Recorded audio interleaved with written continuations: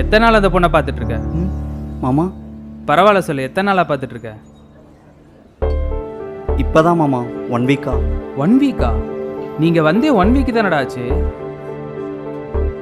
அதான் மாமா வந்த நாள்லேருந்தே பார்த்துட்டு இருக்கான். டேய் செல்வா மூடிட்டுறா. இந்த விஷயம் உங்கள் அக்காவுக்கு தெரியுமா? தெரியும் மாமா. ஓ, அப்போ குடும்பமே சேர்ந்து தான் பிளான் பண்ணியிருக்கீங்க. ஐயோ அப்படியெல்லாம் இல்லை மாமா, நான் அக்கா கிட்ட எதையும் மறைக்க மாட்டேன், அதான் சொல்லிட்டேன்.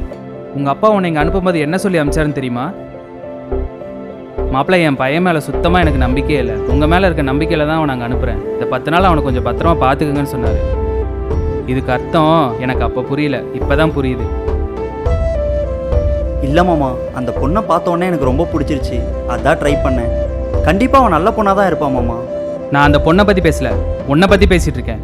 நீ 2 வாரம் லீவ் போட்டு வந்ததே அந்த பொண்ணை பார்க்கறதுக்கு இல்லை, உங்கள்